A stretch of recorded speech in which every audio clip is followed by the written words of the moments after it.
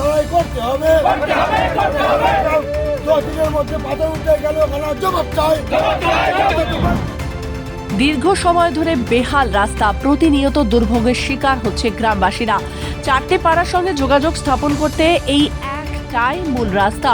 তাই গ্রামবাসীদের দাবি মেনে মাত্র 7 থেকে 8 মাসের মধ্যে মোরাম রাস্তা থেকে পাকা পিচ রাস্তা তৈরি হয়।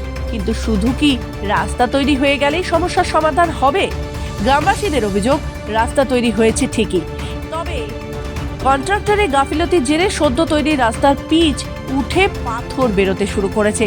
গ্রামবাসীদের আরও অভিযোগ, কন্ট্রাক্টর নিজের মন গড়া কাজ করছে।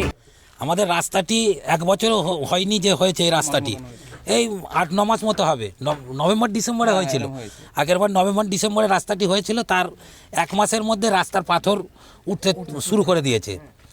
এখন আর আমাদের যা রাস্তার পরিস্থিতি, মানে বর্ষার সময় মানে মানুষজন হাঁটতে পারবে কি, জনগণ হাঁটতে পারবে কি বলা যাবে না, যা অবস্থা। কন্ট্রাক্টর এসেছে, করে দিয়ে গেছে, কোনো জায়গায় দেখা যাচ্ছে বেশ দিয়েছে, কোনো জায়গায় যায়নি, বলা যাবে না। সব জায়গায় সমানভাবে দেয়নি। আমরা অনেকভাবে মানে ওদের কাছে বলেছি, ওরা বলেছে আমরা করে দিচ্ছি, তোমরা দেখে নাও, কোনো অসুবিধা হবে না। কিন্তু দেখা যাচ্ছে আমরা শিডিউলও দেখতে চেয়েছিলাম, তার জন্য বিডিও অফিসেও গিয়েছিলাম।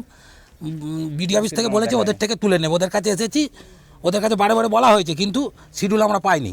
আমরা আন্দোলন করছি, এই পাকা রাস্তাটা যখন করে গেছে, ওরা করে চলে গেছে আর পাথর উঠতে আরম্ভ করেছে। কতদিন হলো করেছে? কতদিন, 5-6 মাস হবে।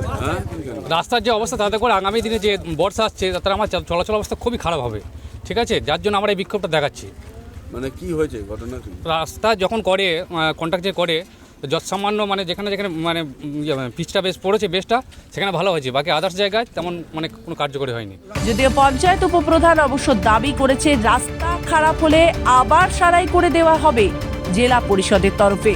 রাস্তার জন্য বিক্ষোভের কিছু নেই, রাস্তাটা হয়েছে অনেক দিন আগেই, পিচ রাস্তাটা হয়েছে নতুন করে। ওটা তো মাটির রাস্তা ছিল, যে নতুন করে পিচ রাস্তা হয়েছে জেলা পরিষদ থেকে। না, রাস্তাটা যদি কিছু খারাপ হয়ে থাকে তাহলে জেলা পরিষদ নিশ্চয়ই চিঠি চাপাটি করে হিসাব, তারা আবার ঠিক রিপেয়ারিং করে দেবেন।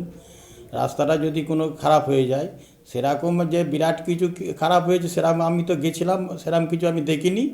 তবে যদি কিছু খারাপ হয়ে থাকে, জেলা পরিষদ নিশ্চয়ই সেটাকে রিপেয়ারিং করে দিচ্ছে, তো প্রতি বছরই রিপেয়ারিং করছে রাস্তা জেলা পরিষদ থেকে। অপরদিকে গ্রামবাসীর এই অভিযোগ নিয়ে জেলা পরিষদের দ্বারস্থ হবে বলেই জানান। পূর্ব বর্ধমান থেকে সুমন বিশ্বাসের রিপোর্ট, খবর বাংলা।